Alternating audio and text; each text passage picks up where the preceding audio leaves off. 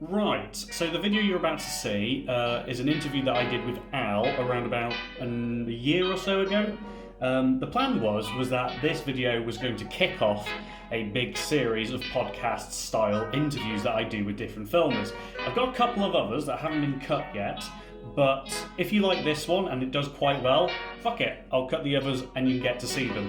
But for now, this is the interview that I did with the good homie Al. We talk about where he kind of came up, stuff about skating, stuff about filming, some technical shit as well. Might be interesting, might not be. We'll see. If you like it, let me know. If you don't, keep it to yourself. But in the meantime, hopefully you enjoy, and see you soon. So what's your name, and where are you from? So, I'm Al Hodgson, and I'm from Brighton. I've moved around the UK a little bit, but I'm back here, and back in my hometown. What's the scene like in Brighton? The scene in Brighton is like, I don't know. I have mixed feelings. Like I have, a lot of good friends here who are great skaters, and I really enjoy filming with them. I know a lot about the heritage and the history of the scene, but I think it does lack a little bit these days comparatively to like how it was in the past. Like a lot has changed.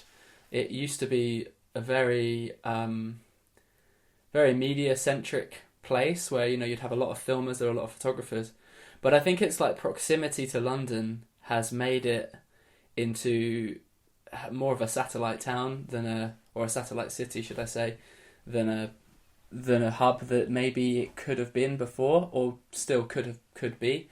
There's a lot of things that attach to that. One big part of it is the fact that it's fucking expensive here, man. It's like a London borough pretty much, without the infrastructure that London offers, or London can offer. Brighton has, it's got an interesting scene. It's quite arty, quite creative, and what have you. But because of its, I guess, it hasn't got an industry. It hasn't got anything to keep people here, and they come to study here, and then they find it hard to afford to live here, and then they go. And that's a tough one for a city's scene, because it's constantly chopping and changing. And I feel like that wouldn't be a problem if you had like some core people at the centre of the scene, like a core skate shop that did stuff for the scene. And I'm not being a hater, but I don't really think that the current skate shop does enough for the scene if you compare it to shops like Drugstore in Norwich, or Black Sheep, or there's loads of them.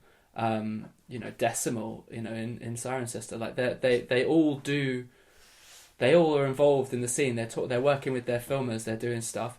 I think Brighton lacks that, and then so it's hard for a cohesive scene to sort of stay current and consistent.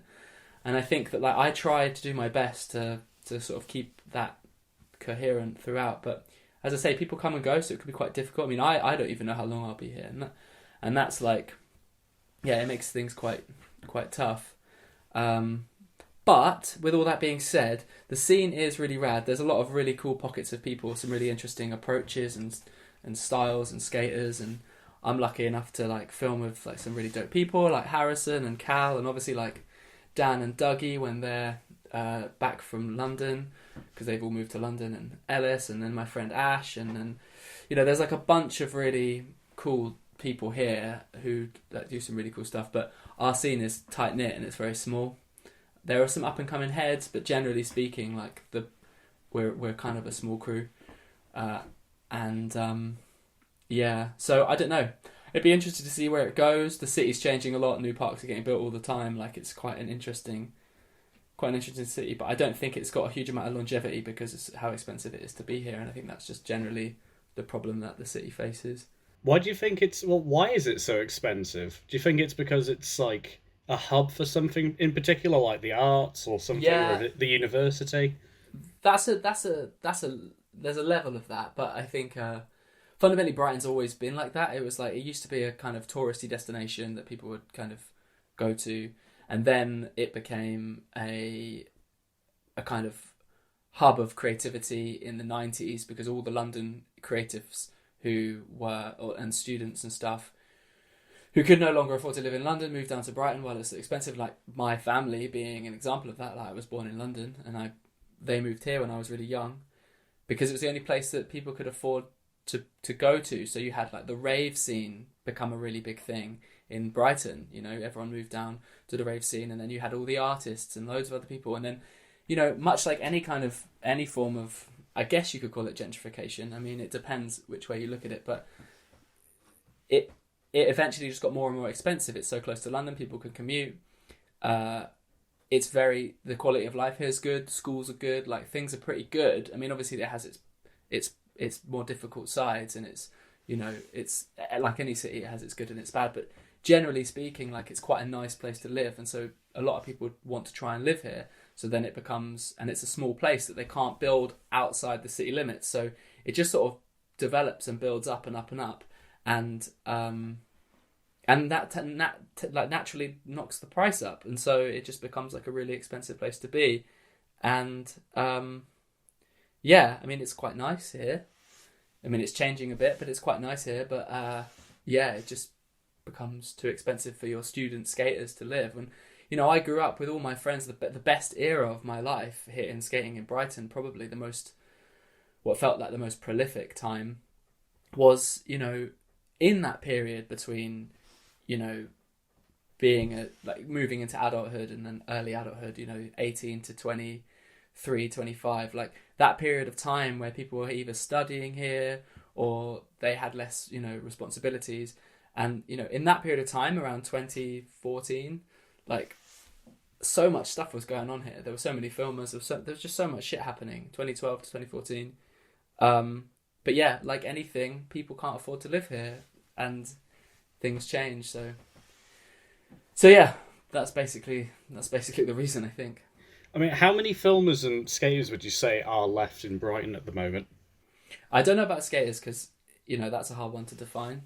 Yeah. You know, there's people who skate, and in fact, Brighton, there's fucking loads of skaters because there's loads of people picking up skating because it's that kind of city. It's kind of like San Francisco-y style, like Venice beachy almost. Like people just, I know they're two different places, but by the beachfront, that kind of thing. It's like it's like, you know, longboards, pennyboards, skateboards, everything. It's just like a real thing here. It's quite a yuppie place, and it's quite like tech oriented. You get a lot of like electric skateboard. There's like loads of people getting into skating as well. You know, it's just there's loads of skateboarders, but I don't know how many like skaters there are. Do you know what I mean? Yeah. There are a few though. The level definitely has a decent scene of people, and there's quite a lot of stuff going on there. And so there are a lot of skaters. As for filmers, like, I mean, actual filmers, like, who are filmers. People with dedicated cameras just for filming, or just who are really like, good at filming skating, whatever you want to define it as. I don't know, like 2, including me. Really? Maybe, yeah, like there really aren't many. And I don't even know if they would... Yeah, no, there are a couple of filmers, but like not really. Like, there used to be loads. There used to be some really good ones, you know, like James Cheetham back in the day. I mean, Alan Glass is from here. Well, from around, he's from Worthing, but Alan Glass. I mean, Brighton's got. I mean, I don't want to go on a tangent, but Brighton's got quite a lot of heritage. You know, like Don Brown's from here, Alan Glass, like, you know, well, Worthing and Brighton, you know, and then like Andy Evans is from Worthing, and then Andy. Oh, actually, sorry, let me take that back. Andy lives in Brighton, so he counts as a filmer, but he works on. I guess he works on his own projects. It's a bit different. Not like necessarily like a scene filmer. I mean, it's Andy, so he's kind of like an OG in the game. So, but he does live in Brighton, so I've got a credit to him. And I think like Liam Teague films occasionally, but I don't know how much. But anyway, what were we saying? The filmers, yeah. So there just aren't that many, really. Like, I don't think there's not that. Despite Brighton's heritage, and there was like, James Cheetham, or Slim Jim, people used to call him. He did a video called Brighton and Cheese on Tape. There were some like classic Brighton videos, and then Ed Hubert, he did the LA video, which was Level Army, and then another video he did. They were really dope.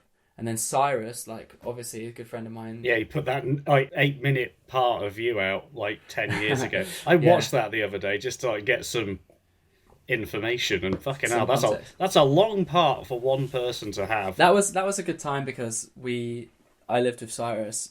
I mean, I'm not a big fan of. I look back at the skating and I sort of cringe, but like the actual process that it was pretty special. You know, like working. I lived with Cyrus in Bournemouth, and we went to uni together, and we would just go out at night and just try and find spots in Bournemouth, and like it was pretty. You know, it was a pretty cool experience. Like I say, I look back and I sort of think, oh, I don't know about those clips. Like, Cyrus's filming is great, but like I just wasn't sure about like what I chose to do as a skater. Yeah. But you know, that's like fucking coming up to 12 years ago or something. No, maybe not that long, but you know, 10 years ago or something. I mean, that was the time though. That at that time it was like more acceptable for certain stuff like that to kind of get through. Yeah, for sure. And like it was during the skate perception era, so there's a lot of kind of like B-roll. It's very like, and I thought fully it was Flair-esque. Yeah, and I thought it was cool. Like I like. No, the filming's fucking excellent. He's really good at it. He's a really good filmer, and he was in Brighton. He did a video called Death Aesthetic in that time frame that I said, like around 2014, where Brighton was really popping. And so there's a lot of good filmers from here, man. You know, like there's a lot of culture, there's a lot of heritage within like British skateboarding coming from Brighton. But now it's weird. It's like a bit of I film here, and then there's like a handful of others, and then there's obviously Andy, but he kind of goes all over the place. And I mean, I feel bad if I'm missing anyone out, but like actual filmers, like there really aren't very many, if any. I mean, talking of filmers and stuff, like what actually got you into filming though? Was it like a moment, or just like a burning urge to get out there and film, or what was it? It's a weird one because like ever since I was a kid, I always had a camera. Like my dad had his little high 8 camera or 8 video 8 camera, and they didn't really use it, and I just fucking used to use it all the time. I mean, I've been rewatching some of the old tapes. Like I filmed hours and hours and hours on that thing, like just going around with a camera, just being like just chatting shit and filming stuff. And I always, and you know, I was probably about 10 or younger, and I always just wanted to like edit that footage or do something with that footage. I never knew like what it would be, but I just loved filming. I loved the idea of it. And then I like studied some of that stuff in school and college and did all that kind of bits, those kind of bits. But when I started skating, I was quite like shy to like come in to go to skate parks and stuff. I found it like quite like overwhelming. But then that was as like a beginner and stuff. I found really like, because the level as well. That's another thing about the Level skate park in Brighton, which is the kind of the central hub skate park. It like, especially nowadays it's much better, but back in the day it was like a pretty hostile place, and that could be quite overwhelming if you're like a beginner. And I just found that like really scary. And so my friend who's actually a fucking sick skater who ended up being like amazing, kid Isaac Miller, he like rode for drawing boards and some other things. He still skates here and there, but he's dope. He was really good, like at a pretty young age, and we went to school together. And he was just like, "Look, man, just if you're scared, just come down with a camera, and everyone will be stoked to fucking to film, or to like you'll be if you're scared of like integrating, just bring your camera down, and then people will be hyped."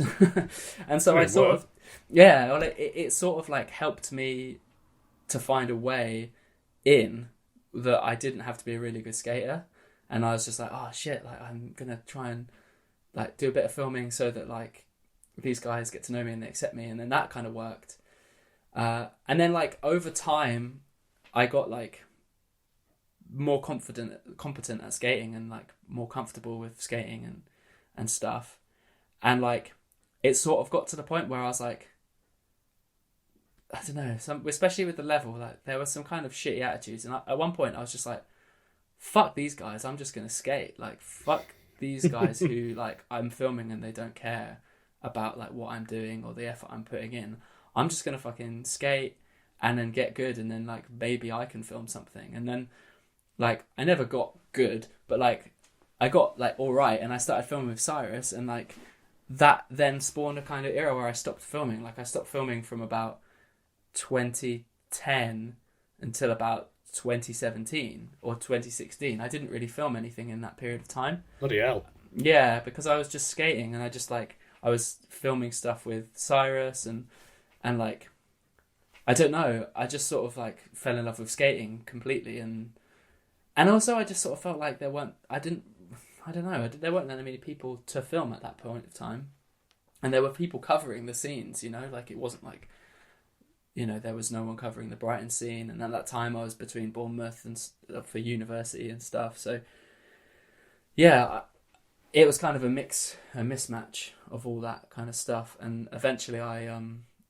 kind of got back to filming in like 2016 and 2017 with like all the O.W.L stuff, and like buying my own VXs again, because I used to film on like a XM1 Canon, but then this is before knowing like what was good and bad. Before your coming of age and seeing the light. Yeah, precisely. I mean, I had like I shot on like a typical mini DV camcorder, and then with a little clip on fisheye, like everyone does or everyone did in that era, and then yeah, I just sort of saw the Canon, and I was like, that looks like the one they use in the skate vids. So then I got one of them I had a Mark 1 on it though. Was it the Mark 1? Yeah, I'm pretty sure. Not like a VX Mark 1. They made one for the XM1. Maybe it was a Mark 2. I can't remember, but they made it for that camera. And so I had a Century lens on it. And I mean, the audio was horseshit, but it wasn't a bad camera at the time. But like, obviously, you know, with the VXs in the picture, it's just sort of like, why would anyone do that? But at that period of time, like I didn't really think anything of it, you know, like it was what it was. But that kind of gave me the understanding of like how to use a camera like that, and like how to, you know, film with a handled camera, you know, fisheye and roll alongside people. But then like I said, I gave that up in like 2009. I probably sold that. And then from then on it was, I went back to VX in 2016. I mean, Jude actually brought up the XM1 as well. He said it was a pretty good, I think he said it was like a pretty good starting camera, because it's kind of similar to a VX in weight. The image, in his words, he said it kind of can look like a VX. So you might want to slap him for that. But even he said the sound was... I think he said the sound wasn't that good, but I think that's just common sense at this point. It wasn't a good microphone. Yeah, the sound was terrible. But you can get them for about £100. This is it. It's cheap. They're cheaper, and they are fairly reliable because they're a bit newer. And my XM1 never failed, and I had it for like 5 years. But like, yeah, I don't know, fuck that camera. I'm not trying to be that guy, because it's such an obvious one to be like, oh, fuck the XM1. But at the same time, like, it is kind of crappy. I mean, I'm probably not going to enjoy an XM1 video as much as I would as a VX video. But then, I guess it depends how you use it. But then even then, like, I don't know. I just don't think it's the same. Like, how are you going to... I don't know how you can listen to that audio. So I don't know, but yeah, that's that story.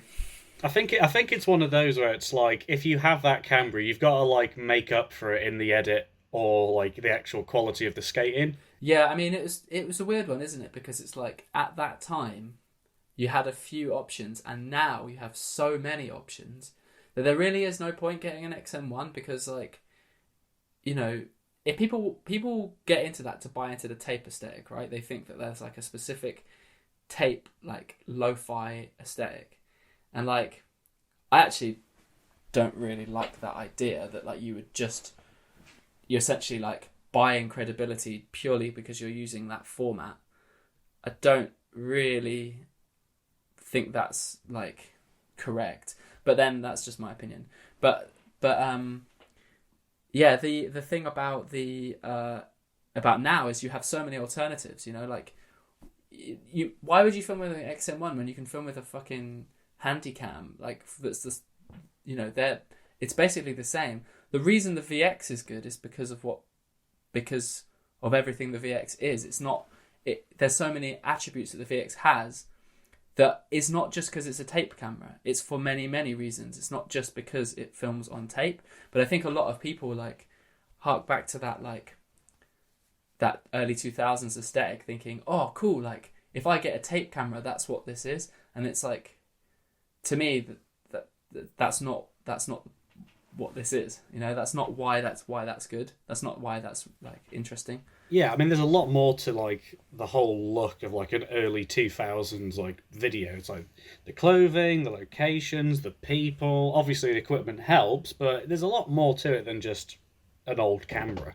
Yeah, people think. I just think that people think like, oh, I can buy a tape. It's like I could buy a tape camera and then I've fulfilled the aesthetic and it's interesting and I'll get the cred. It's like, but like I don't get it twisted. I do fully think that anyone can make a good video on any camera. I'm not like a purist or an asshole like that who's just like, oh yeah, no, if it's not that, it's shit, because that's I'm not into that approach. But at the same time, like some cameras are good for a reason. That like some cameras are good because they're good, not just because they're tape.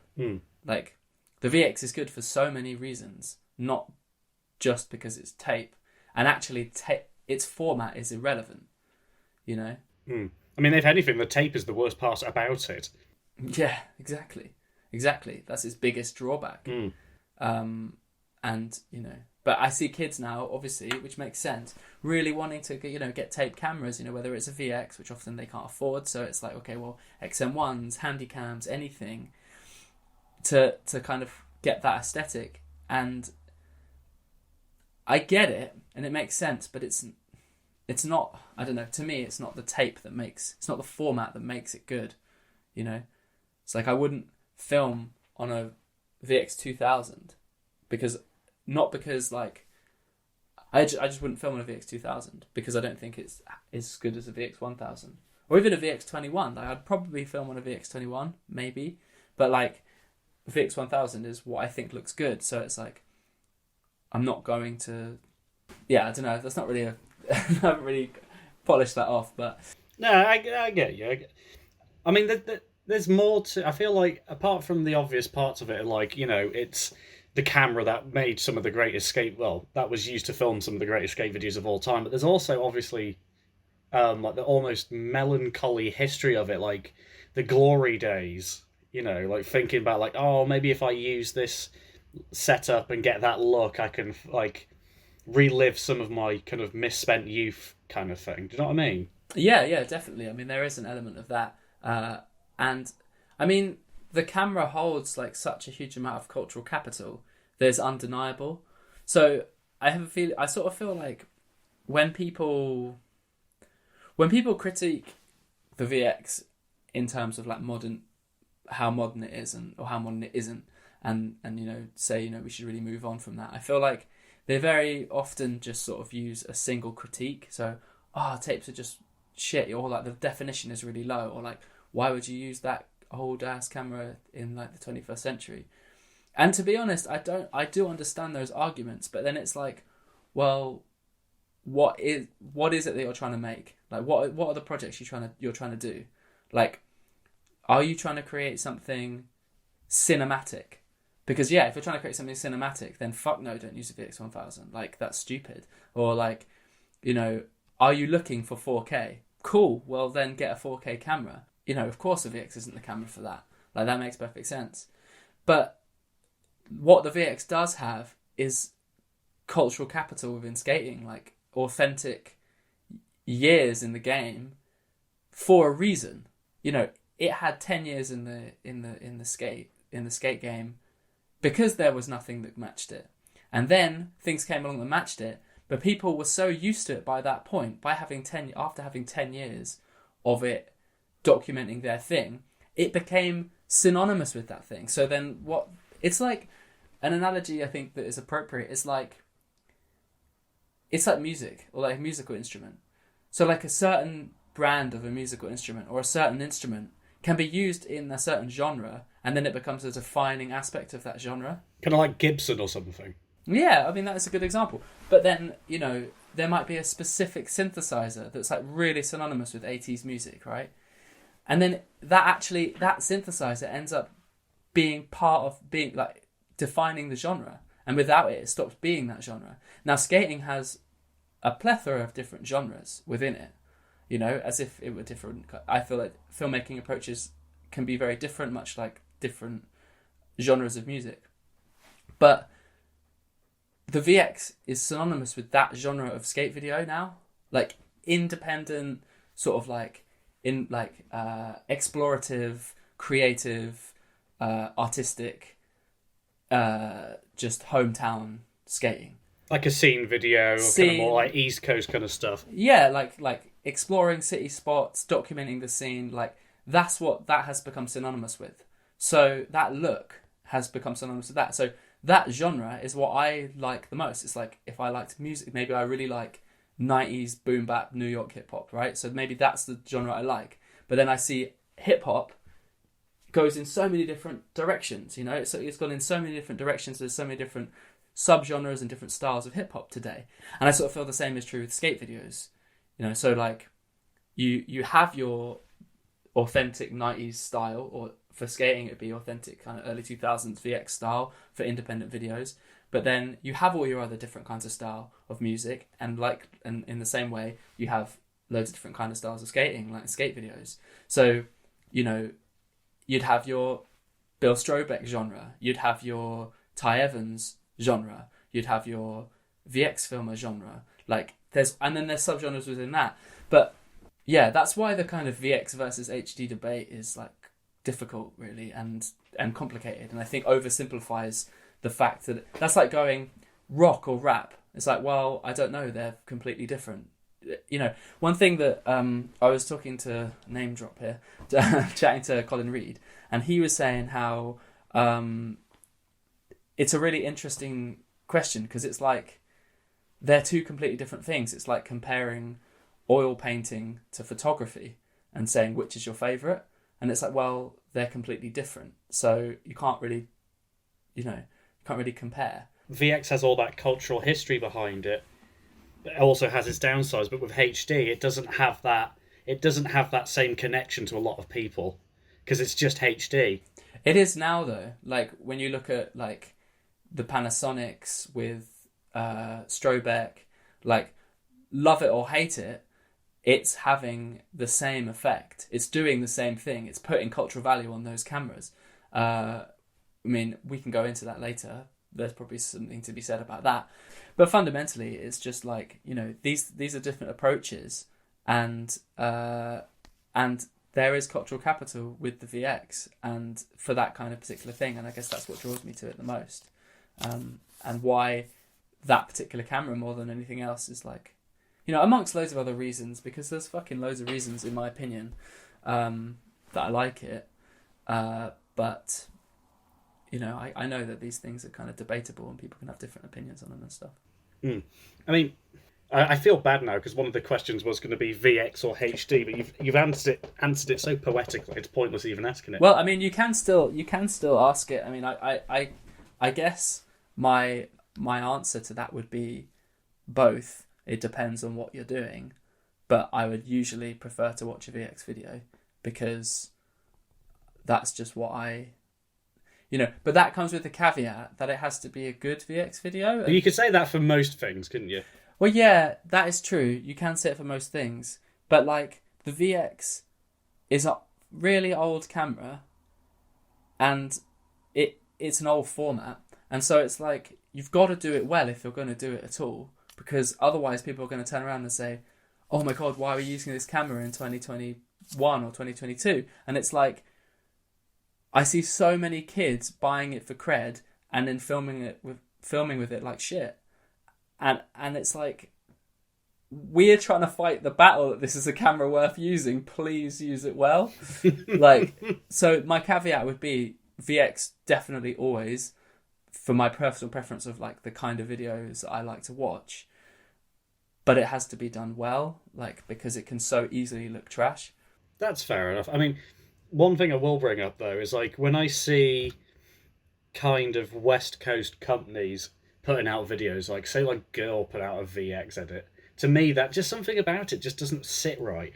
Like a Theories of Atlantis, Traffic, Owl in your case, like VX, I could see it absolutely because that's what you use. But if I see like a Girl, like a Creature video, something like that shot in a VX, just something about it, especially if it was within the last year, just doesn't feel right. It feels almost like it's too planned. Like they knew, like right, we have to get a VX. We want to get kind of like credibility back with like the kind of the East Coast kind of scene.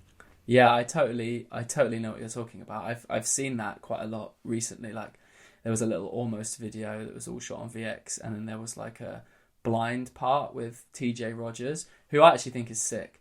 But like, and so same with like John Delo on Almost. They're both fucking sick, and they made it look dope. But like, and they use good filmers as well. They always use really good VX filmers for those things. But Primitive too, you know, they do it, and it's just like, this is odd because it's and actually the same as fucking April with Shane O'Neill. Like, you know, it is odd because at times it does look a bit like a cred grab. Like it's okay, how can we like when those motherfuckers would put like, oh, VX edit. It's like, oh yeah, it would be. It's not a part; it's a VX part. So it's like, but it has like connotations, you know, like a VX part in inverted commas has connotations of, oh, it was just a kind of chilling part. We were out in the streets having fun. It was casual. But, you know, you have parts and you have VX parts for a lot of these kind of bigger companies. And it is like a way to say, hey, look, we did this and we weren't really trying. So let's look how dope it is because we were chilling. And it also gives like credibility, like street cred, like skate street cred. But I gotta admit, like, I get how it's a bit of a novelty in those contexts, but I actually still kind of rate it. Like, I watch a Yuto part, that Yuto Horigami part that he did that was for sick. April. It's like, this is actually fucking dope, especially when you compare it to what the footage looked like in his Spitfire part he put out later in the year. And it just removes the sterileness of it. Like, it just does, it makes some of those skaters who would otherwise potentially be by some perceived as a little sterile. I don't even necessarily agree with that, but like, it makes it look a little bit less sterile. It gives a little flavour. It basically gives a little flavour. And although, unlike many VX approaches, it would be more of like it's almost like a filter. It's almost like a fake way of making it look more credible and interesting. I do actually think it does give it a bit more flavour. I think if it's done tastefully. Yeah, I guess so. But then, like, you know, what's untasteful? You know, is untaste because if it's filmed really well, which they often actually are filmed pretty well, like that's pretty tasteful. I think.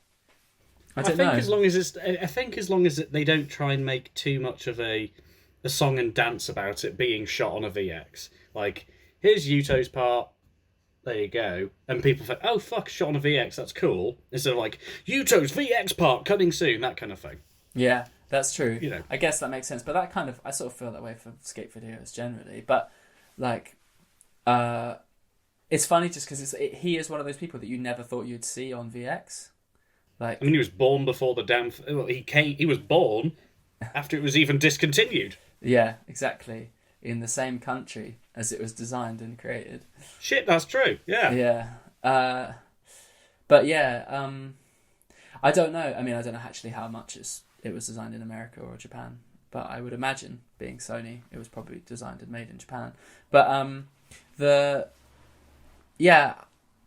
it is unusual. But then again, it's like the same with April's approach. You know, like they film 4:3 HD as well, and that looks pretty sick.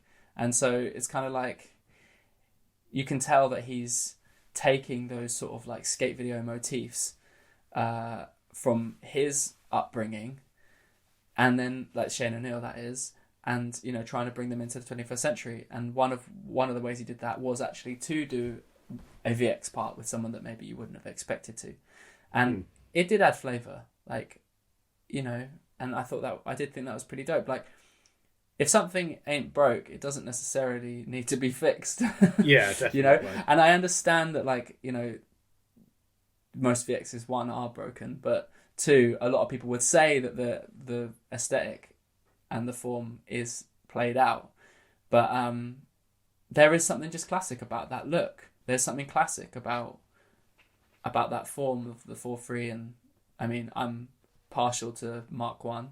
I know that you have like varying opinions on that, but like I'm definitely partial to that. And so, you know, there is something to be said about that particular delivery of skate video. And I don't know, I can't. Yeah, I think it's cool, even put in a modern package by companies that maybe it would look kind of strange to do otherwise. You know, I sort of still think it's kind of cool.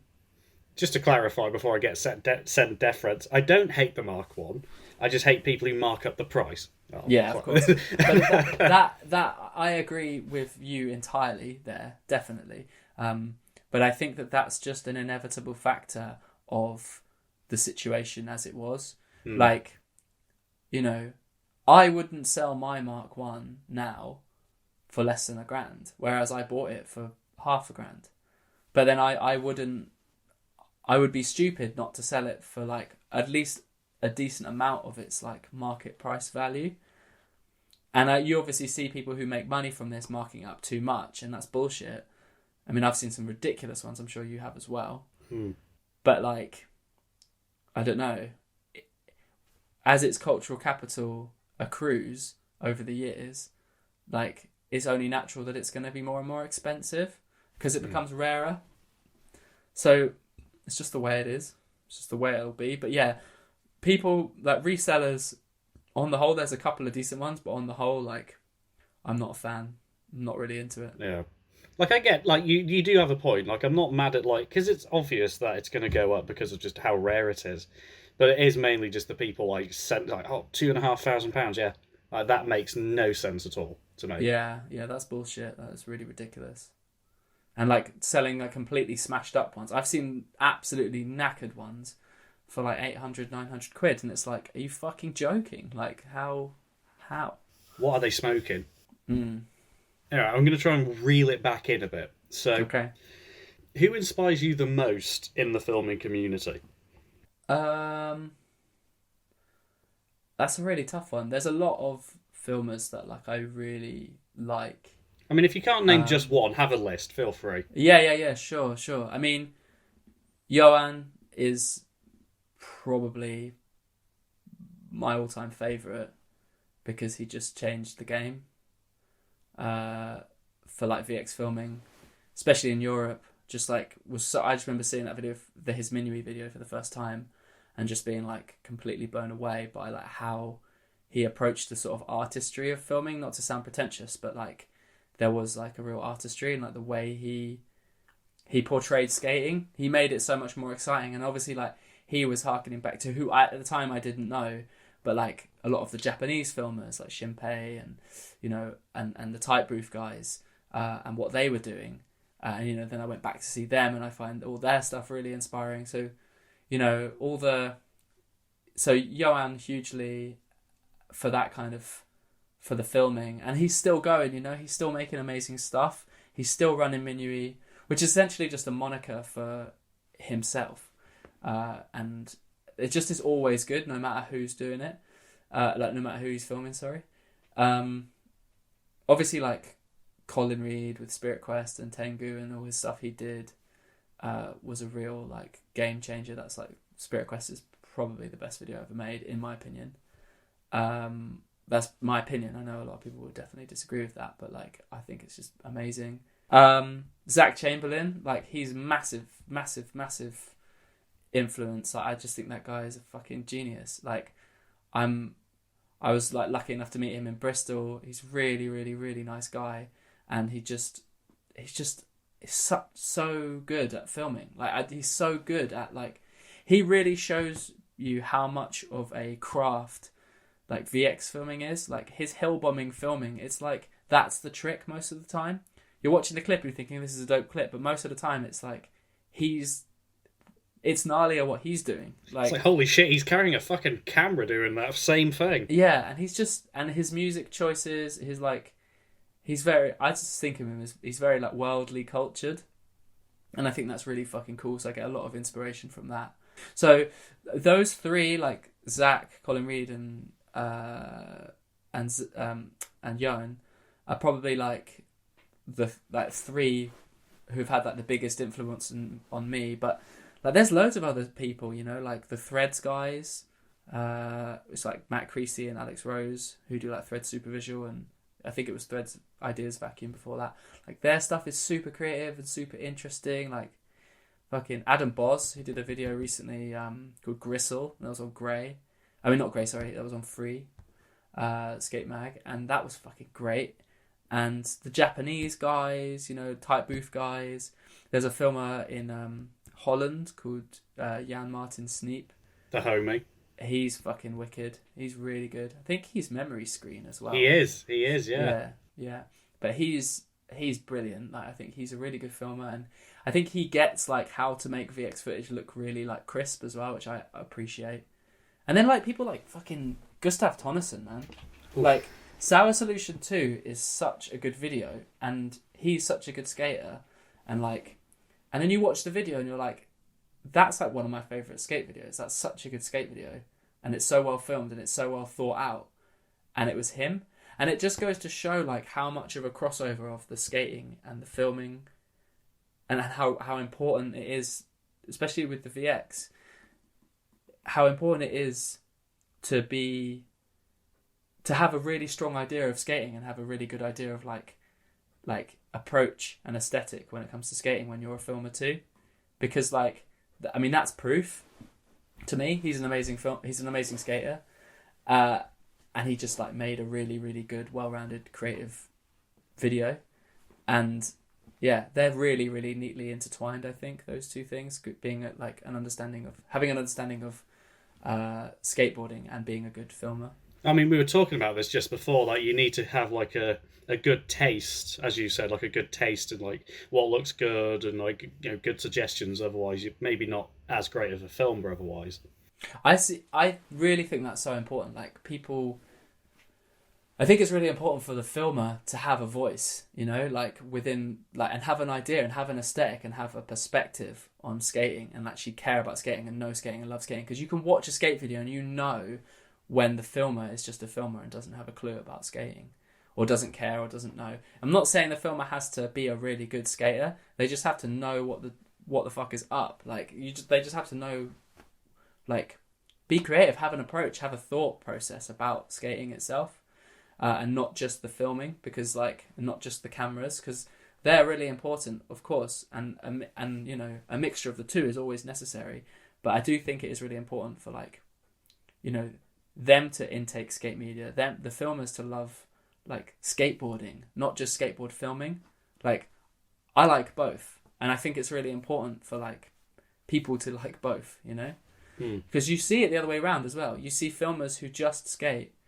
And they'll just pick up a camera and like they'll sometimes make videos that like don't look that good. But I think I would prefer to see, especially VX wise, I think I would prefer to see a video from someone that cared about skating but maybe wasn't a great videographer than a great videographer who had no idea about skating.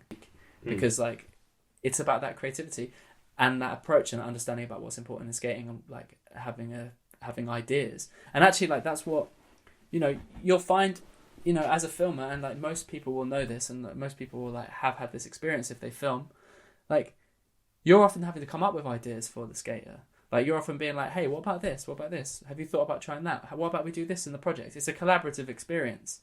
It's like a real, like, one-on-one. Like going back and forth with ideas and stuff, yeah. Yeah. And, you know, like, the filmer should have a voice as well, you know. I've seen filmers who just don't say no to filming a trick. It's like, oh, you want to do that? Yeah, no worries. And then they film for 3 hours. And it's like where's the to and fro here? You're just like a mule, like a camera mule. Yeah, carrying everyone else's shit as well. Yeah, and it's like, have a say in this. Like, make it a collaborative process. That's when the best projects always come up, you know. That's why Zach's videos are so damn good, and why Johan's videos are so fucking good. And, like, why Spirit Quest was so good, although Colin is just like a kind of polymath. But like, but why so many of those things are great, because it is about the collaboration, you know. I would say I wouldn't say there's very many parts that people absolutely love that didn't have some input from the filmer. And, you know, that rings true forever, I think. Yeah, I mean, I wouldn't trust a skater's opinion on, like, a camera angle, probably. Like, if I was filming someone do a trick, and they're like, oh, maybe you should stand there, I was like, well, maybe, but you don't film. Interesting, yeah. But see, I get that perspective. I see where you're coming from, but at the same time, if that skater has grown up watching skate videos and understands skate culture and actually is intelligent and has a perspective on the culture and has been immersed in the culture for so long, they actually probably do know how good it would look. Like, I get what you're saying, but, like, you know, if they've been skating for 15 years, they know what angle a nollie flip is going to look good. Oh, no, absolutely. Yeah, absolutely. Do you know what I mean? Like, yeah. and I see, you know, and so I'm always willing to listen to the person I'm filming, of, like, if they have a separate idea. But most of the time, I think that I'm lucky that they trust me because I'm also a skater, and they know that, like, I know how I would want it to look like if I did it. Do you know what I'm saying? So yeah. There is that element to it too. Like, I've been lucky enough to be on kind of both sides of the camera at times. Not to sound arrogant, but, like, so I sort of have an idea of how I like stuff to look. So I think people understand that. But yeah, it's also like you said, it's also kind of a trust thing as well. Like, if you've been filming with, like, the same person for, like, a very long time, there's going to be almost some like bond between them, like a brotherhood type thing. Like, I know this motherfucker's going to get it right. Like, I trust his judgment. I know he's going to make it look good. But say I was filming with someone who I didn't know very well, or, like, I was hired to film or something, then I think I would, personally anyway, I'm not suggesting people should do this, but I think there might be a bit more of a kind of well, you just do the skating, I'll worry about the filming kind of it. Yeah, I can see that in any kind of corporate context, especially if you're being hired to do it. I totally get that. But, like, but then that's why, you know, projects where people work with like a filmer that they really like are always so great, because there is that bond, and that the end result is almost always so much better, because, like, the whole is much greater than the sum of its parts. You know, it becomes like a collaborative process that makes something better, whereas, like, just a hired filmer doesn't have that same bond. It's just going to kind of film whatever. So that's why I sort of, like, steer away from that most of the time. Like, I wouldn't really film anything if I didn't have, like, a majority creative control. Because, I mean, that's not always true, but, like, most of the time I wouldn't film something, like, especially like VX, I wouldn't film something if it wasn't my project and I didn't have, like, creative kind of, not even input, like, control. Well, I mean, your name's going to be on it at the end of the day. Well, yeah, exactly. And so most of the time I would just rather it be that way. And I think a lot of creatives, like, a lot of filmers, like, think that, you know, they're like, I don't want to do this unless I'm doing this exactly as how I want to do it. But, like, VX filming and skate filming for us and as a culture, but me also, is so personal. You know, it's like, this is what I do as my hobby because I love it. Like, I don't want to change that for someone else's vision. So I'm going to do it the way I do it for me and for my friends. And we get the best results that way.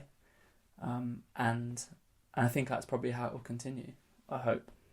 Yeah, I mean, like, it kind of harks back to the whole kind of collaborative side of everything. You know, it's like, as long as there's, like, a good connection between the people you're filming and all that kind of stuff, and you have the control to, like, decide what goes in, what goes out, and how it should look and stuff, I think that's, like you said, that's usually when, like, the best projects come out. Definitely, man. Like Palace is a good one, I'd say. Like, is a good example of stuff like that. Of it just following, yeah. They are a crew and they have a vibe, yeah, for sure. I think some of the clearest examples of that is, like, some of the people that I've already mentioned, you know, like Zach's crew and Johan and like the Type Booth guys and Threads. It's all about just homies. It's all about friends. It's all about going street and just exploring and like taking advantage of your city, and like it's all that's where this whole thing comes from, you know, and that's why like I love it, because there's a soul to it. But like, yeah, if you switch it the other way around and you made it so it's just like a kind of filmer who didn't really understand, like wasn't friends with everyone that he was filming or she was filming, and then all of a sudden it like they're like working on a project, say that they've never met these skaters before, and they're trying to like build a project out of it. You can tell that there's no like chemistry because it doesn't look right. It looks off. You know, chemistry is just so important with all this kind of stuff, especially when it comes to kind of indie videos. Maybe not so much so with like big name brand videos, like a Vans video. That shit doesn't really matter, you know, because that's not what it's about. But like homie videos and low key videos, like independent projects, like that's where this whole thing comes from. So. I think again, it might be a silly question, but like, what do you think is more important for like skate culture and history? Do you think it's the scene videos, or do you think it's like the big videos that come out every couple of years? So like a fully flared versus a scene video. I think that it's a tough one because it's kind of a bit of both.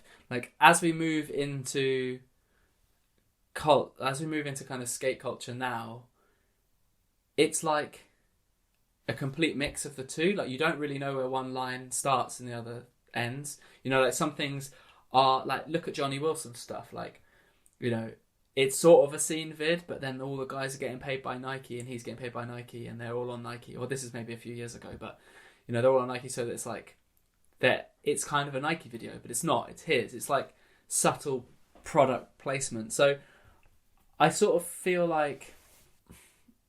Was the question like what's more influential? Like what's more important, like the history of skating or like the culture of it? Like is it the scene videos that come out, or would you say it's like these big grandiose full lengths that come out by these big companies?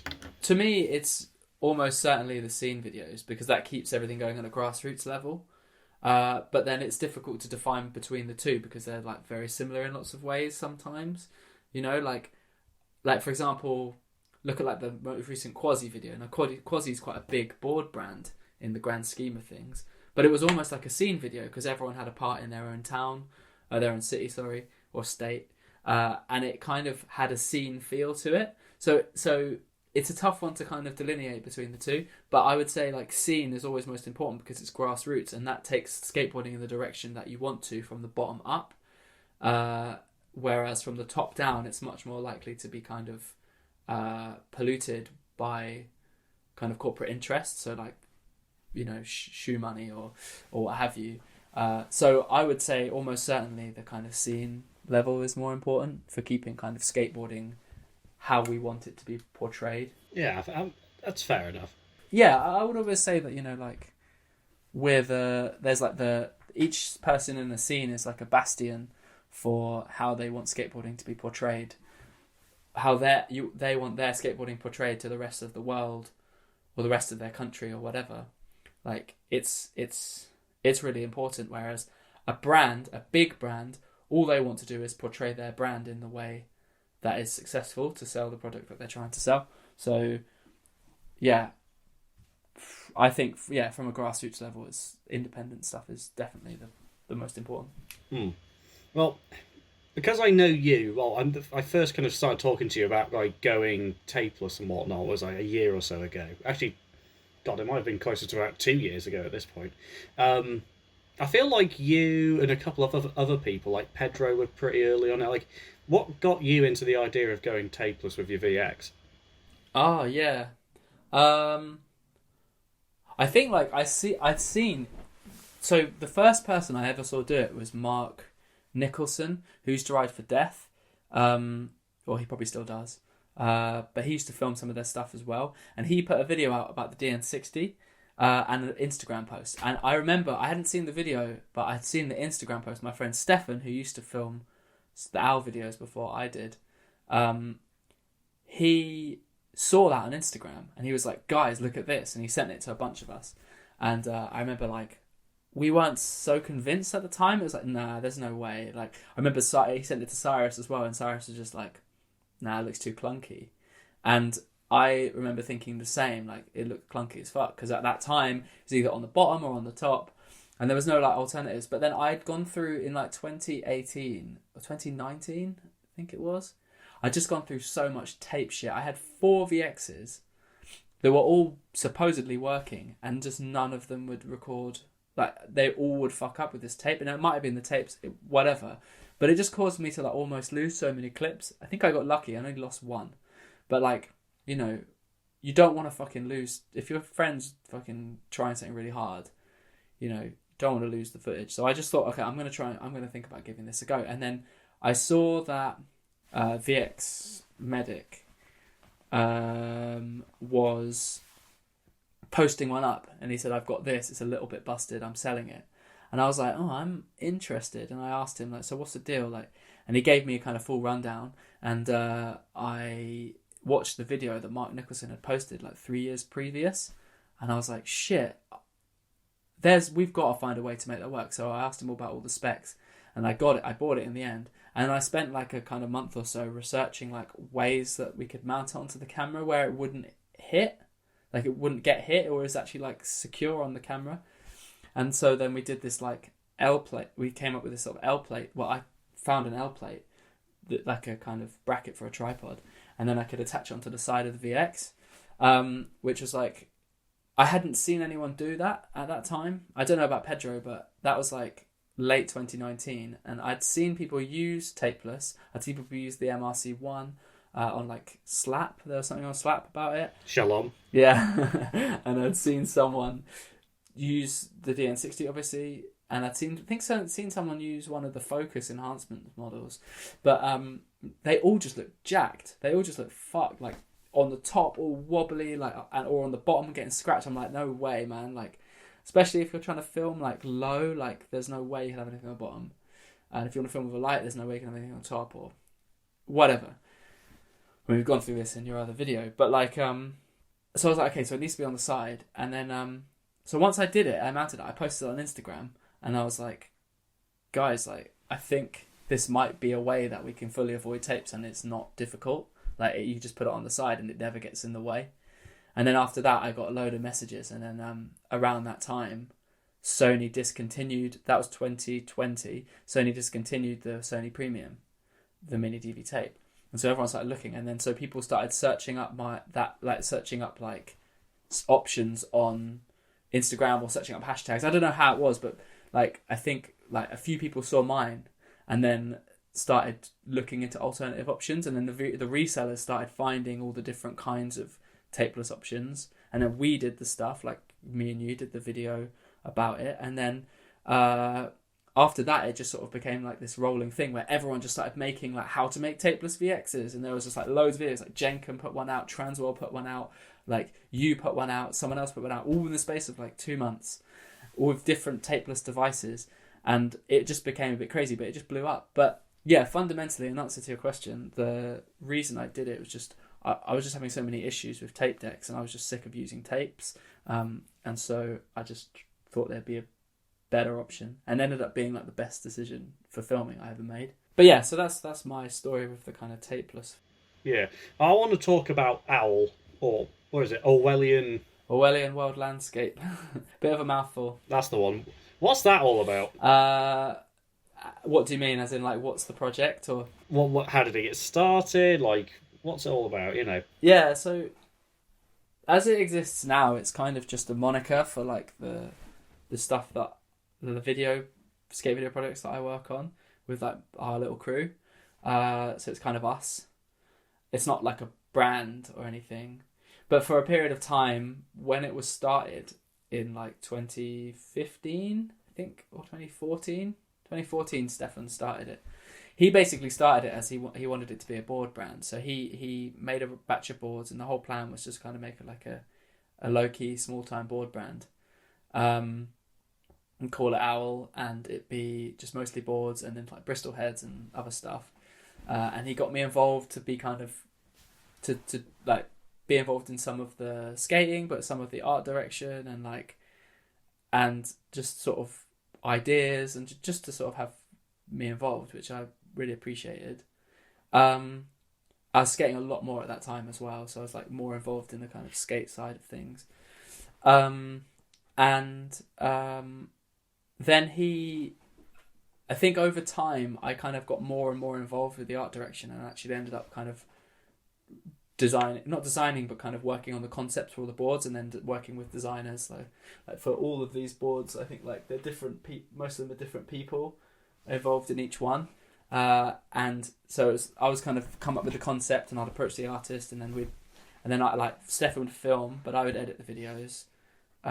So then a lot of the kind of identity of it was sort of me, and even though it was Stefan who was kind of putting the money down on like the boards and all that kind of stuff, and so eventually Stefan was like, "Hey man, like he had just had a daughter." And he just bought a house and stuff, and like he was in a position where he like really didn't have the money to keep it going, and so I just said, well look man, like I'll just do it, like I'm down to keep it going, and so he kind of handed the reins over to me a little bit, and in that period of time, that's kind of where we changed it from O.W.L skateboards, which is what it was called then, what he called it, and I sort of made it into an acronym to sort of signify, hey, this is a sort of change over to what this is now, something a little bit different. But fundamentally the same. And so I sort of kept doing. I did a couple more boards, and like a couple more bits of like other kind of goods and merch and stuff.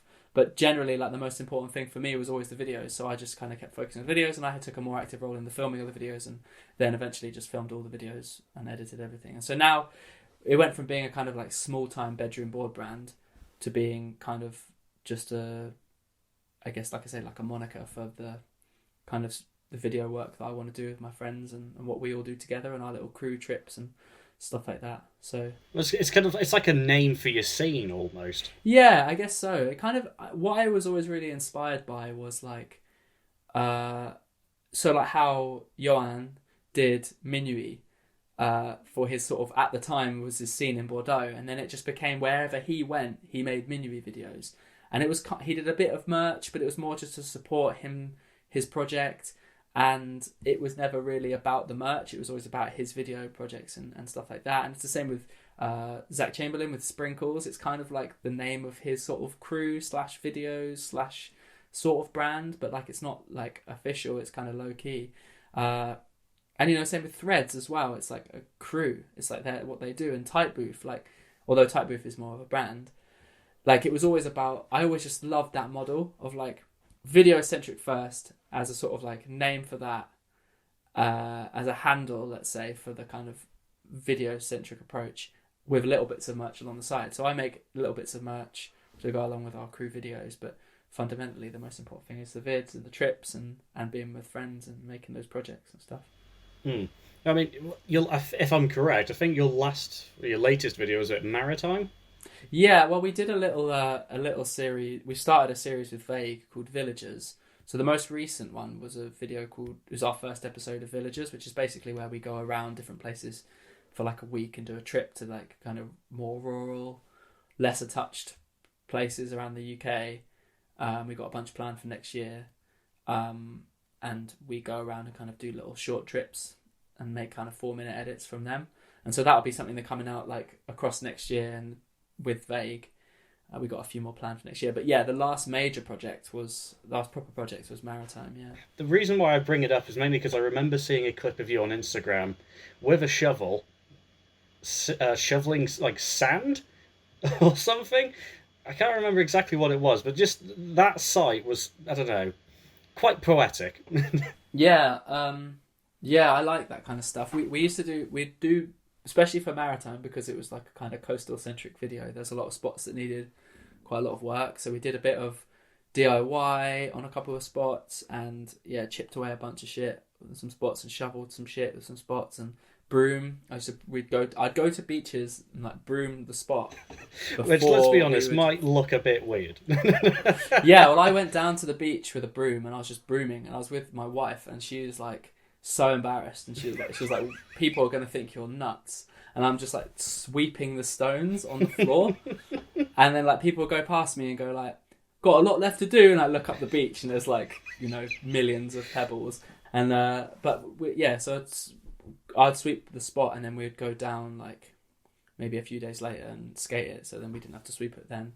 But, that was during during kind of Corona where there was slightly less happening. So I could have time to do stuff like that. But I quite like the idea of prepping spots and just making them like, skatable. Well, saves you time on the actual day. Yeah, exactly. So I did that a couple of things for Maritime. I don't usually do it as much, but for Maritime it was like much more of a thing, much more necessary, Weren't you a little bit nervous about taking an old camera to the beach? Like, sand and seawater just doesn't mix. Yeah. There were times like where it was like really windy and like and your fisheye would get like super salty. So like I had that a few times where I'd have like really salty fisheye and you try to wipe it and it'd just be really difficult to clean. And yeah, scared of sand for sure, but at the same time, I was scared of sand for the lens more than anything. And so I was just really careful about like not getting sand on the lens. But generally the biggest issue was just condensate, like kind of sea salt air. Yeah, I mean that shit rusts everything it touches. Exactly. Yeah. So I mean the camera's not in the best state since that video, but then again it's a VX1000. Yeah, I've been filming as well in like for the last trip for the Villagers video, like in like like misty fields, and like that fucks it as well. It's just like you can't really avoid it if you're wanting to do anything sort of semi-rural. You know what I mean? Yeah, I mean I think you should just get a VX dedicated to the village. Yeah. Like for like salt, sea salt, condensation, sand, mud. we'll have a beach VX and then a rural VX, like maybe different color schemes. Yeah, that'd be sick, like a camo. Yeah. Ooh, and get one of those like water jackets you can get for cameras. Hell yes. Like instead of like Colin's like underwater shit, you can have like proper like preparation for snow, sand, everything. You could have a snow camo VX. But yeah, generally they're still all going. I mean, the thing is as well is like with tapeless, like it's like considerably less strain on the camera because obviously it's not having working tape mechanism, so it's not like the tape is getting wet or like the heads are getting misty because it's not using the heads. So it's like it makes a difference. And you're not having to open the tape deck. Ever. So it's not like Yeah, so yeah, it does make a big difference. It means that you have far less camera issues. In fact, I've not had a camera issue since I've had the tapeless stuff. So I want to change the subject to, well, not that much, but it's kind of more on a personal level. It's like, because I feel like some maybe like young filmers or young skaters or whatever, going to go into it thinking, oh, maybe this will be like a career or something. But you have a job, don't you? Yeah, so I work full time for like a music college or music university as like a kind of video content creator. So I have like a 9 to 5. It's pretty hard. I did think of for a long time, it's like, I wonder how possible it would be to have like a skate video, a job in kind of skate video making or whatever. But like it's tough, I don't really think it's possible without kind of giving up a lot of the stuff that I want to do. So I decided that I really want to have it as a sort of separate thing where it's not bastardized by anything else. It's like that's my outlet, that's what I love to do, and that's not even paid. And that's quite nice having it separated that way. I generally kind of feel that way as it is. It's like I can work at work and not really be too fussed about what I'm making. But I can work on my skate vids and that's what I truly care about. So it's like, don't really care if I get paid. Not having to worry about that, like, I think allows people to kind of make some of their best stuff. The only thing that's difficult is that you don't have as much time. And that's the trade-off. But since working from home, since the beginning of the pandemic, I've been able to find a balance with that kind of stuff. But, it's like I remember talking to Colin Reed and saying, like, how the fuck did you film Spirit Quest when you worked 9 to 5 in New York? Like how did you do it? Like, how?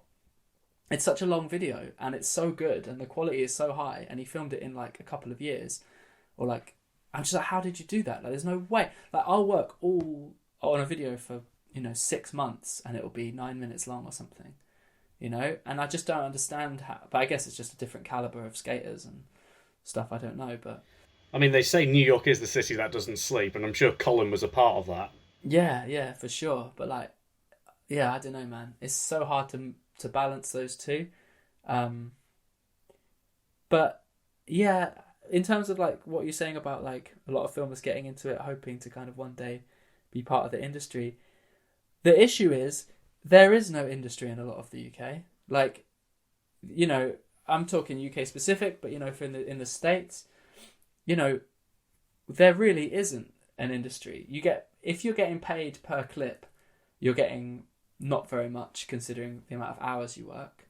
It seems like a nice idea, but the reality is you're only going to get £100 or $100 or whatever. So that's not really a viable option for like me. It wouldn't be a viable option for me. Or you're on a retainer, but then you work for a company the whole time and you don't get to do a huge amount of creative, like have a huge amount of creative input. I guess the only way that you could do it is by maybe starting your own company and being your own filmer and own editor and doing that yourself, which is why you've seen such an influx of like people starting their own companies and doing it themselves. But like, unless you're in London or unless you're in fucking LA or New York, Not any major. Yeah, exactly. yeah, or maybe Paris, you're probably not going to make money from filming like a full. You're not going to make a wage from filming. You're not going to make a proper salary that will pay, or like a proper amount of income that will be able to pay your way.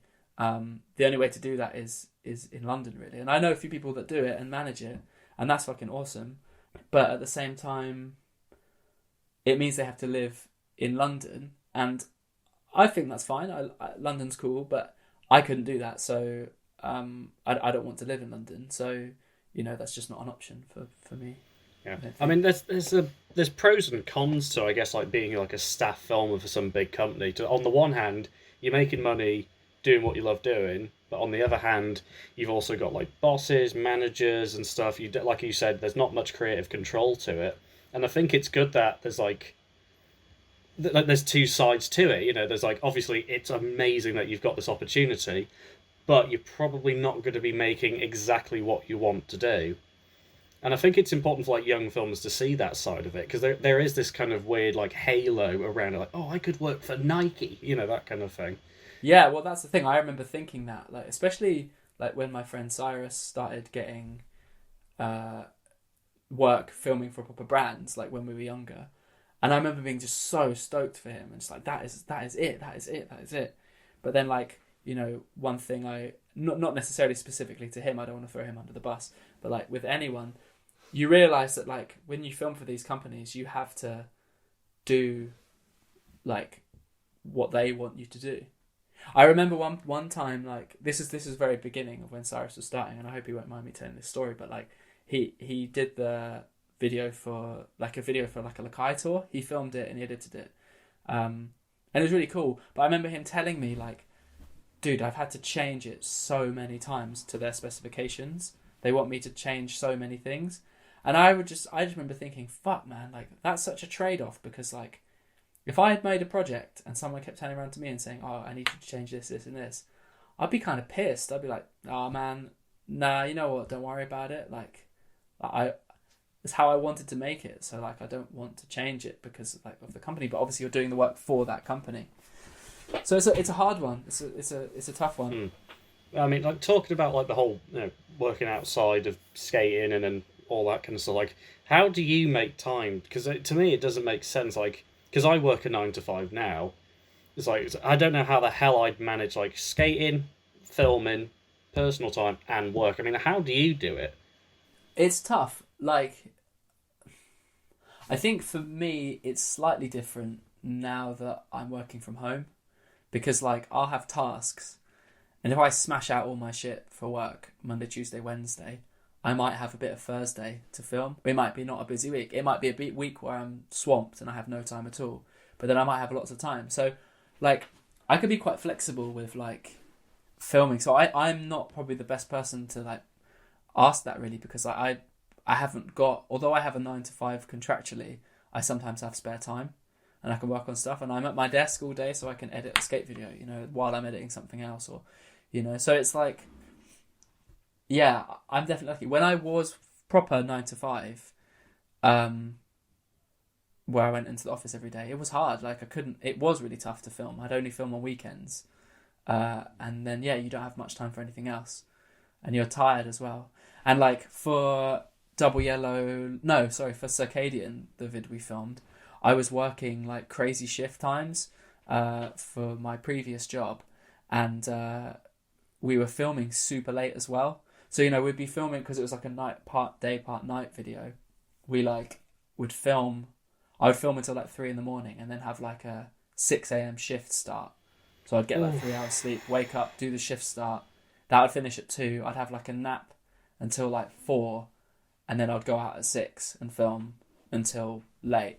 And so it's like, it's hard to find the balance. That's not healthy. No, it sucks. I mean, that was the whole kind of premise of the like circadian thing, because it was like we fucked up our circadian rhythms, you know, by like having to do that. But then like the whole premise was about the circadian rhythm because it's day and night.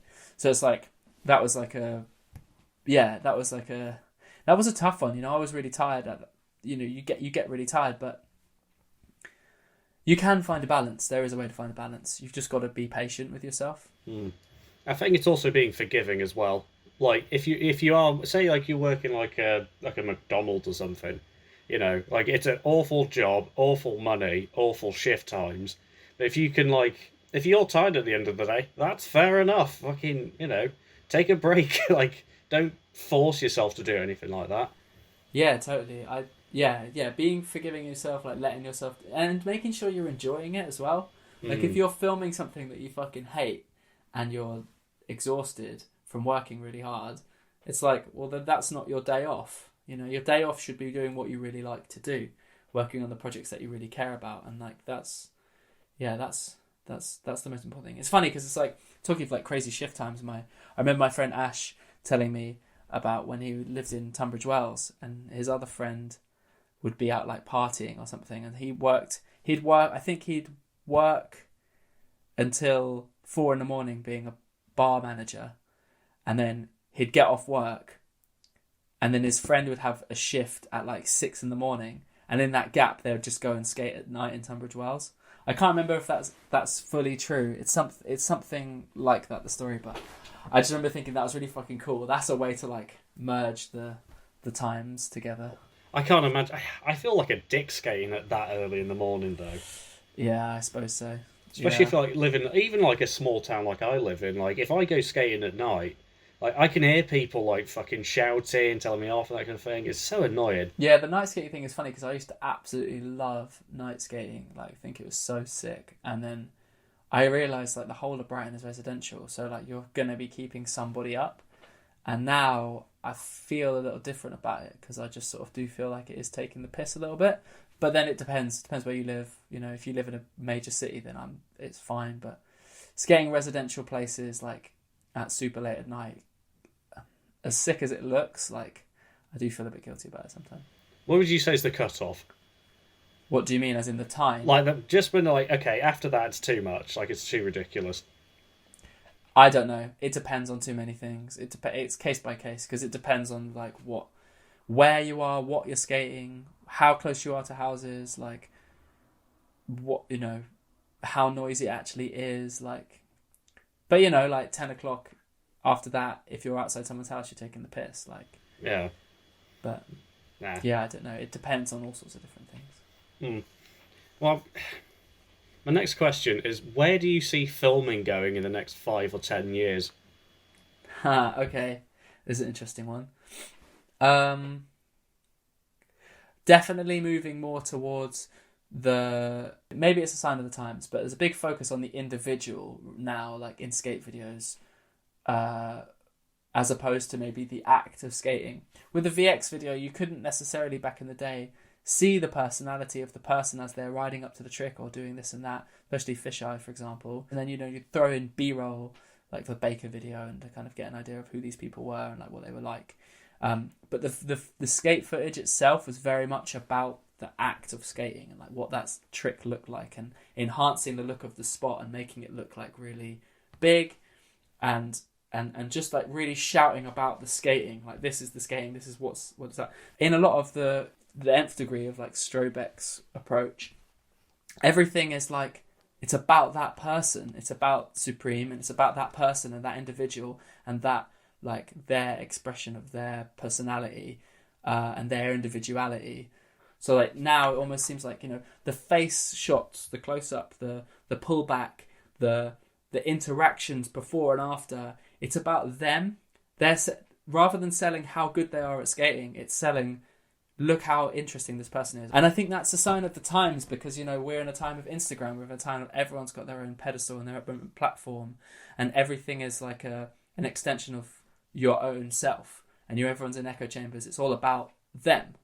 And I think that's like what this is. It's selling individual people at you. And obviously skating has always done that. Like, it's clear that skating has always done that to a degree. But more than ever, it really is about that. So in answer to your question, I think like we're going to go more that way, because it's going to be more about the individual, because that's just the way society is going. It's going to be about like selling these kind of hyper individualized people who wear like really, really outlandish clothes and are really, really outlandish characters.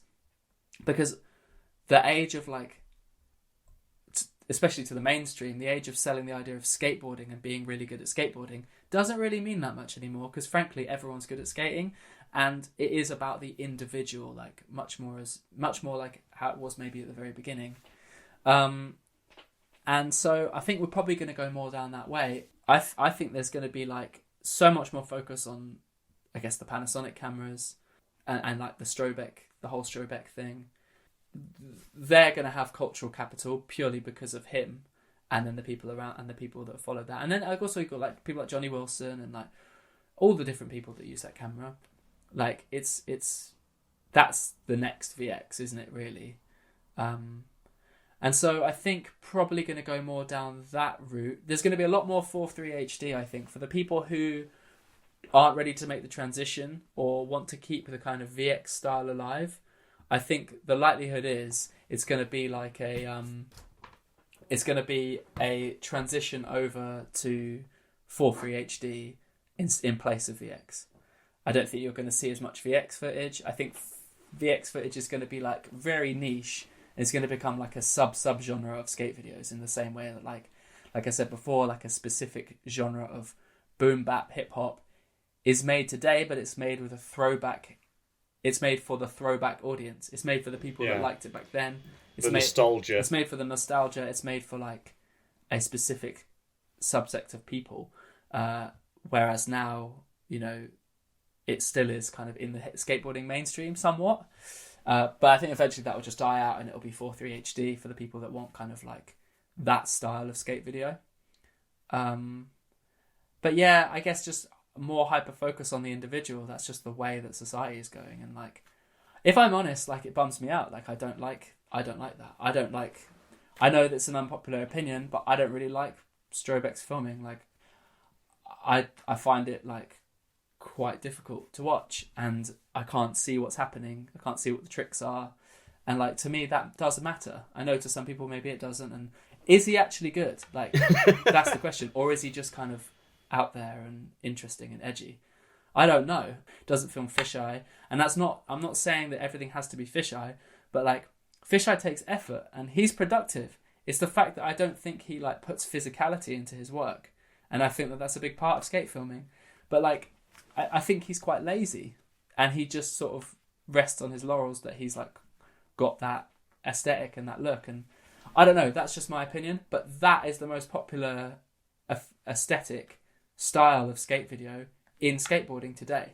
So that's the way it's going to go. Like, whether you like it or not, whether I've seen so many people saying like, yeah, Strobeck's sick, but like, you know, everyone who's biting his shit needs to stop biting his shit. And it's like, well, everyone's going to fucking bite his shit because it's the most popular thing.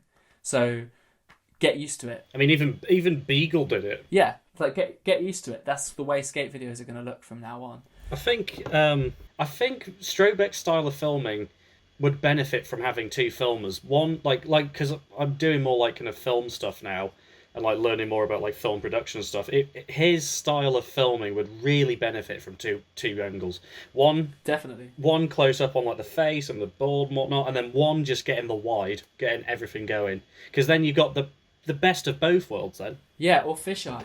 Like, yeah, exactly. Do you know what I mean? Like, if you can't see the full extent of the trick and the shapes that the person is pulling, then how do you get the full picture of their style? And he films with fucking incredible people. Like, Tyshawn and Kada are, like, fucking incredible. So, like, how can you you can't fuck it with them. Like, the one fuck up for me of his was the Candyland video. Well, I think it was the nollie inward down the set. It was so zoomed in, you couldn't fucking see it. Like, the stairs chopped out, board chopped out. It was terrible. Yeah, I think I know the clip you're talking about. And yeah, but then it's like, that's his aesthetic. He's created a kind of genre, and I don't like it, but then other people like it, so fair enough. People could turn around to me and say, well, I don't like VX footage where you can only see the shoe, or where it's so close up that you can only see a wheel. And I get that, I understand that that's an acquired taste too. So, like, I understand that there's, like, nuances in this, but I just prefer that to, the hyperzoom kind of thing. Because at least, like, with the fisheye, because it's so wide, you can see the run-up and the landing. You know what's going on, and it's a surprise, but everything is still framed because of the fisheye. But then pushing the camera into aspects of the trick to show the kind of dynamic nature of it. But then, because of the fisheye framing, you still can kind of get an idea of what's going on. Yeah. Whereas there's times I've watched Strobeck's footage and I have no idea what's happening. Like, I don't know what I just watched. And it kind of devalues the trick. I'm like, I want that trick. You're not enhancing the trick. The whole point is to enhance the trick, to me. So anyway, I could ramble about this forever, so I won't bore you. But yeah, that's kind of how I feel about that. Yeah. You brought up 4x3 HD, though, and I want to shout out Chris Mulhern for being, like, the fucking G. That's really cool you said that, because, like, of all the HD filmers in the game, he's definitely probably my favourite. Like, absolutely. he's a G. He, like, did the transition to HD from the VX. Like, he did This Time Tomorrow, which is one of my favourite videos. And then he did the transition to HD so seamlessly. And I spoke to him about it, and he said, like, he just approached it like it was filming VX. Even though the technology wasn't quite there, he had to film on, like, a DSLR. He just tried to approach it like he would filming VX. And, he says it's rough around the edges, but generally, like, that was always his approach. And you can just tell, like, you can tell he's a skate video maker when you watch his videos. You can tell that when he's making an Adidas video, it's still something of his. And I really like that. And he made it. He made that Gustav part look amazing for free. I think he kind of, was one of the first to do it in a kind of major video. But a few people have done it, while loads of people do it now. Like, it's quite widespread, but, he definitely fucking, shout out to him for sure, he killed it. Well, I mean, what would it take for you to go full free HD? I would do it. I mean, I don't need to, because I've got the VX and I love it and I like using it, but and it's working. If all my cameras broke, I probably would consider it. I mean, I don't know. Actually, I do quite like the VX. It depends. I just don't know what the setup. I haven't seen that many setups that I know that there's many that look good, but some of them apparently aren't balanced quite right, or they, like, for example, your setup. You have. Your footage looks almost like DVX footage used to, like with the Century. Yeah. And I like that, but, like, I prefer the way kind of VX footage looks, I think, so I'd probably stick with the VX. But then I've also seen other people who use the fucking Mark 1 on HD cameras with modifications. I've seen people, there's all sorts of different ways you can do it, and frankly, they, bar like one or two, they mostly look pretty sick, and I really like them, but I guess I just have no need to, because I really like the VX still, and it's got the audio, it's got the full, to me it's the full package.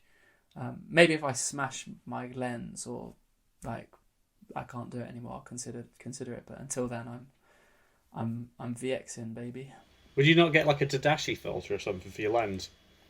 Not a shout out, by the way, just saying. For the Mark 1? Yeah. I have one, but I had one, I gave it away. They're cool. They just got a bit dusty for me, and apparently you can fix that with spray, but I just never could be bothered, and I just ended up giving them away. The worst lens thing I've ever got was a pebble flicked up and hit the lens. Ooh. So it's not even from an actual lens hit. Last question. How important is music to you in a video? Yeah, really important. Like, really, really, really important. Like, I spend quite a long time for like my vids, like finding music, like searching forums and like, you know, just like kind of world music compilations and stuff for music. But the thing is I'm aware that like it's a matter of opinion, you know. Like, music is one of those things where you're never going to please everyone. I think that like with skate videos, like people tend to stick to kind of what's trendy and what's trendy within skate videos. So you end up seeing quite a lot of like repetition of the same thing. But then, you know, I could be accused of a similar thing in just the kind of wheelhouse of the videos that I like. So like, you know, I see videos like Zach Chamberlain's. I'm like, oh, I love how he used world music. So I'm like, okay, cool. Well, I really like using world music. Or, you know, maybe I'll end up doing something similar. Or like certain hip hop or whatever. And so it is really down to taste. So I get that, but I do get quite bored of seeing hearing the same old kind of music used in videos. But then people like that music, so, you know, it's just how it is. But to me, it's really, really important, and it can make or break a video. You know, if it's got good tunes, I'm just always stoked. But then that's why, again, I like Yoan's videos, because it's the full package. You know, he always uses rad music, and same with Zach Chamberlain always uses rad music, and you know, Colin with Spirit Quest always uses rad music. So, yeah. But again, it's taste. I just like that music, and some people don't. So. For me, anyway, I feel like finding music for some of these things takes like the longest time. Never mind like the filming and the editing of it. Sometimes that can come real quick. If you like searching for the right track to fit the vibe can take ages.